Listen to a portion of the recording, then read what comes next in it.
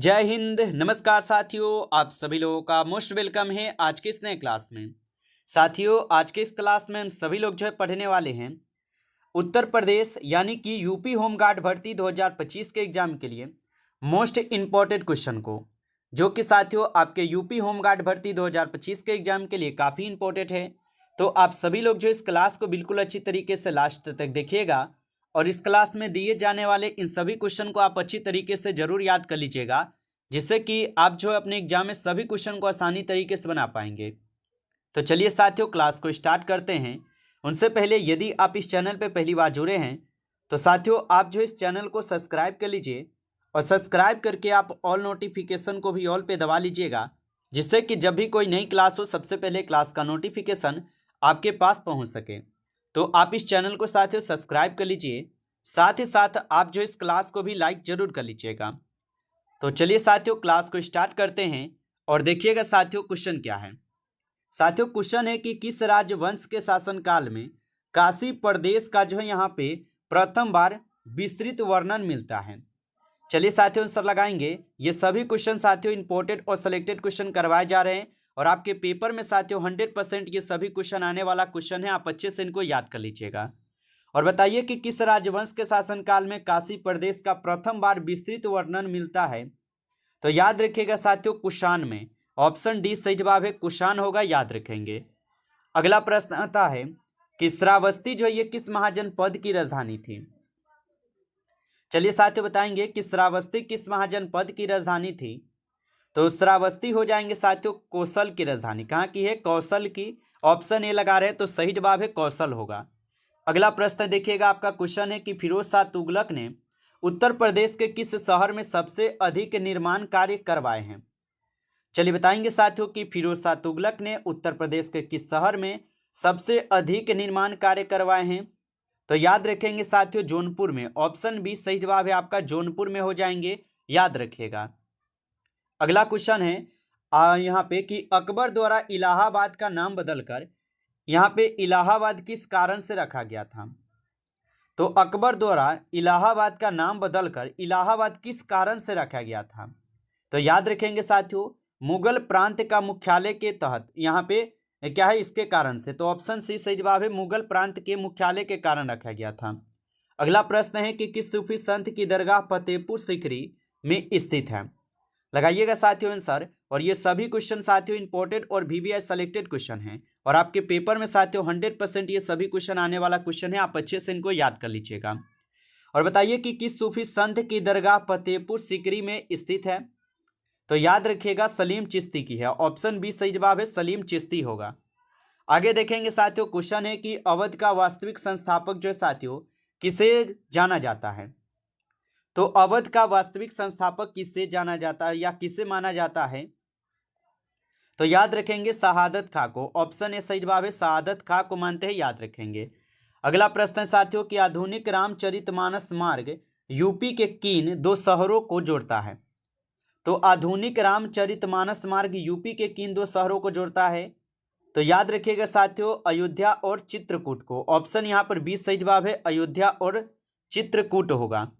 अगला प्रश्न आता है कि ओखला पक्षी विहार किस नदी के किनारे स्थित है। चलिए बताएंगे साथियों कि ओखला पक्षी विहार किस नदी के किनारे स्थित है। तो साथियों ये यमुना नदी के किनारे स्थित है। ऑप्शन ए सही जवाब है, यमुना नदी। अगला प्रश्न देखिएगा, क्वेश्चन है यूपी का कौन सा वन क्षेत्र साल फॉरेस्ट बेल्ट के नाम से प्रसिद्ध है। बताइए कि यूपी का कौन सा क्षेत्र साल फॉरेस्ट बेल्ट के नाम से प्रसिद्ध है।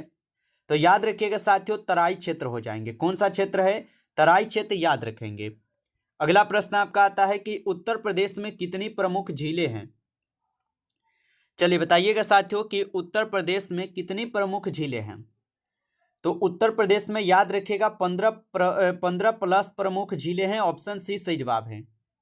अगला प्रश्न आपका आता है कि किस जिले को पान नगरी कहते हैं। चलिए बताएंगे साथियों कि किस जिले को पान नगरी कहते हैं। तो याद रखिएगा साथियों मिर्जापुर को कहते हैं। ऑप्शन बी सही जवाब है, मिर्जापुर होगा। आगे देखिएगा क्वेश्चन आपका आता है कि चावल उत्पादन में कौन सा जिला शीर्ष पर है। चलिए बताएंगे साथियों कि चावल उत्पादन में कौन सा जिला है जो कि शीर्ष पर है। तो याद रखिएगा साथियों बलिया जिला है। ऑप्शन डी आपका सही जवाब है, बलिया जिला होगा। अगला प्रश्न देखेंगे कि कैर नामक औषधीय पौधा यूपी के किस भाग में सबसे अधिक मिलता है। तो कैर नामक औषधीय पौधा यूपी के किस भाग में सबसे अधिक मिलता है। तो याद रखिएगा साथियों बुंदेलखंड में मिलता है। ऑप्शन बी सही जवाब है, बुंदेलखंड होगा। अगला क्वेश्चन देखेंगे साथियों, क्वेश्चन है यूपी के किस जिले में ललित कला अकादमी प्रदेश केंद्र है। चलिए बताइए साथियों कि यूपी के किस जिले में ललित कला अकादमी प्रादेशिक केंद्र है। तो याद रखिएगा ये लखनऊ में होगा। कहां पर है, लखनऊ में। ऑप्शन सी सही जवाब है, लखनऊ होगा। चलिए आगे देखेंगे साथियों, क्वेश्चन है आपका कि प्रसिद्ध कनक भवन कहाँ है। चलिए बताएंगे साथियों कि प्रसिद्ध कनक भवन कहाँ है। तो याद रखिएगा साथियों प्रसिद्ध कनक भवन हो जाएंगे आपके अयोध्या में। ऑप्शन बी सही जवाब है, अयोध्या में है। अगला प्रश्न देखेंगे साथियों, क्वेश्चन है कि कपड़ा उद्योग किस जिले में प्रसिद्ध है। चलिए आंसर लगाइएगा। और साथियों आप लाइक नहीं किए इस क्लास को, तो आप जो इस क्लास को एक बार ज़्यादा से ज़्यादा लाइक कर लीजिएगा।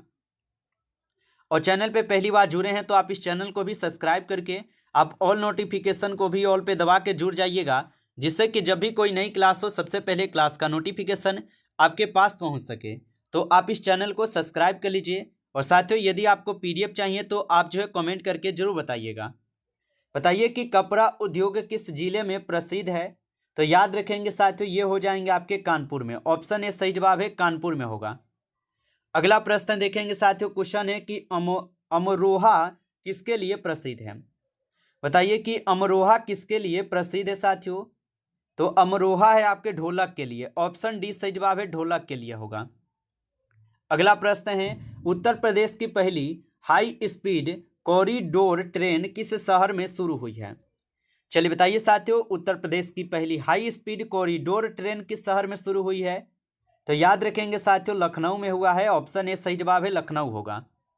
अगला प्रश्न देखेंगे साथियों, क्वेश्चन है कि रीठी और बेलन नदियां यूपी के किस क्षेत्र में बहती हैं। तो रीठी और बेलन नदियां यूपी के किस क्षेत्र में बहती है। तो याद रखेंगे साथियों बुंदेलखंड में बहती है। ऑप्शन ए यहाँ पे सही जवाब है, बुंदेलखंड होगा। अगला प्रश्न देखिएगा, क्वेश्चन है कि यूपी के किस शहर को पौराणिक 7 नगरों में स्थान प्राप्त है। तो यूपी के किस शहर को पौराणिक 7 नगरों में स्थान प्राप्त है। तो याद रखिएगा वाराणसी हो जाएंगे। ऑप्शन सी सही जवाब है, वाराणसी। अगला क्वेश्चन देखेंगे, यूपी में ई गवर्नेंस का पहला जिला जो साथियों कौन सा बना था। तो यूपी में ई गवर्नेंस का जो पहला जिला है साथियों कौन बना है। तो गाजियाबाद बना है। याद रखिएगा ऑप्शन ए सही जवाब है, गाजियाबाद। अगला क्वेश्चन है यूपी का कौन सा जिला लेदर हब के नाम से जो है साथियों जाना जाता है। तो यूपी का कौन सा जिला है जो कि लेदर हब के नाम से जाना जाता है। तो याद रखिएगा कानपुर जिला है। ऑप्शन बी सही जवाब है, कानपुर होगा। चलिए आगे देखेंगे साथियों, क्वेश्चन है आपका, क्वेश्चन है कि आगरा का ताजमहल जो ये किस नदी के तट पर है। चलिए बताएंगे साथियों कि आगरा का ताजमहल किस नदी के तट पर है। तो याद रखिएगा आगरा का ताजमहल जो है साथियों ये यमुना नदी के तट पर है। ऑप्शन बी आपका सही जवाब है। अगला प्रश्न देखेंगे कि गौरीकुंडा जलप्रपात यूपी के किस जिले में है। चलिए बताइए गौरीकुंड है। गौरीकुंड जलप्रपात यूपी के किस जिले में स्थित है। तो ये हो जाएंगे मिर्जापुर में। कहां पर है, मिर्जापुर में। ऑप्शन ए सही जवाब है। चलिए अगला प्रश्न देखिएगा, क्वेश्चन है कि यूपी का वह कौन सा शहर है जहां की ब्लैक पोट्री प्रसिद्ध है। तो यूपी का वह कौन सा शहर है जहां की ब्लैक पोट्री प्रसिद्ध है। तो साथियों याद रखेंगे आजमगढ़ हो जाएंगे। ऑप्शन सी सही जवाब है। अगला प्रश्न देखिएगा, क्वेश्चन है कि यूपी का समदरा झील किस जिले में स्थित है। तो यूपी की जो समदरा झील है साथियों ये किस जिले में स्थित है। तो याद रखिएगा कन्नौज में है। कहां पर है, कन्नौज में। ऑप्शन डी सही जवाब है। अगला प्रश्न है आपका कि परवल उत्पादन में कौन सा जिला प्रसिद्ध है। तो परवल उत्पादन में कौन सा जिला है जो कि प्रसिद्ध है। तो याद रखिएगा देवरिया जिला जो कि परवल उत्पादन में प्रसिद्ध है। आगे देखेंगे साथियों, प्रश्न है कि यूपी के किस जनपद में रिहंद बांध जो है ना स्थित है। तो यूपी के किस जनपद में रिहंद बांध स्थित है। तो याद रखिएगा आप सभी लोग सोनभद्र में है। ऑप्शन सी सही जवाब है, सोनभद्र। आगे देखेंगे साथियों कि यूपी का कौन सा नदी जल परिवहन टर्मिनल किस शहर में बना है। तो यूपी का पहला नदी जल परिवहन टर्मिनल किस शहर में बना है। तो साथियों याद रखिएगा ये तो वाराणसी में बने हुए हैं। ऑप्शन सही जवाब है वाराणसी। अगला प्रश्न देखिएगा साथियों, क्वेश्चन है कि किस जिले को कॉर्पोरेट सिटी जो है ना कहा जाता है। तो किस जिले को साथियों कॉर्पोरेट सिटी कहा जाता है। याद रखिएगा साथियों ये कहे जाते हैं भदोही को। किसे कहते हैं, भदोही को। ऑप्शन बी सही जवाब है भदोही। आगे देखेंगे साथियों, क्वेश्चन है 2024-25 में भारत का सबसे बड़ा व्यापारिक साझेदार कौन था।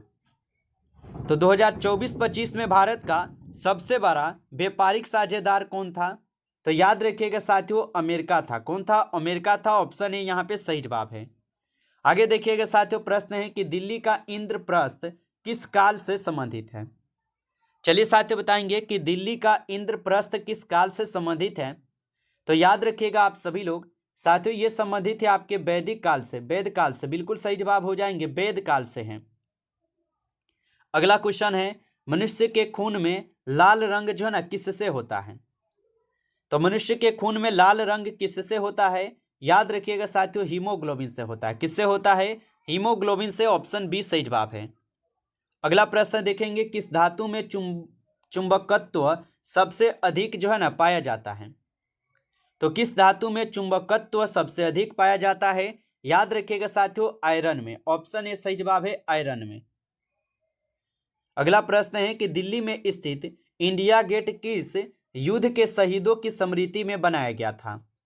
तो दिल्ली में स्थित इंडिया गेट किस युद्ध के शहीद की स्मृति में बनाए गए हैं। तो याद रखेंगे साथियों ये प्रथम विश्व युद्ध के शहीद जो हुए थे उनके लिए बनाई गई है। ऑप्शन बी सही जवाब है। नमस्कार साथियों, इस क्लास में टॉप 35 क्वेश्चन थे जो कि काफ़ी इंपॉर्टेंट और सिलेक्टेड क्वेश्चन थे। ये सभी क्वेश्चन साथियों यदि आपको क्लास अच्छा लगा हो तो आप जो इस क्लास को एक बार ज़्यादा से ज़्यादा लाइक जरूर कर लीजिएगा। चैनल पे पहली बार जुड़े हैं तो आप इस चैनल को भी सब्सक्राइब कर लीजिए और सब्सक्राइब करके आप ऑल नोटिफिकेशन को भी ऑल पे दबा लीजिएगा, जिससे कि जब भी कोई नई क्लास हो सबसे पहले क्लास का नोटिफिकेशन आपके पास पहुंच सके। तो आप इस चैनल को सब्सक्राइब कर लीजिएगा। और साथियों यदि आपको पीडीएफ चाहिए तो आप कमेंट करके जरूर बताइएगा। चलिए फिर मिलते हैं आपसे एक नेक्स्ट टॉपिक के साथ नेक्स्ट क्लास में। तब तक के लिए जय हिंद, जय भारत।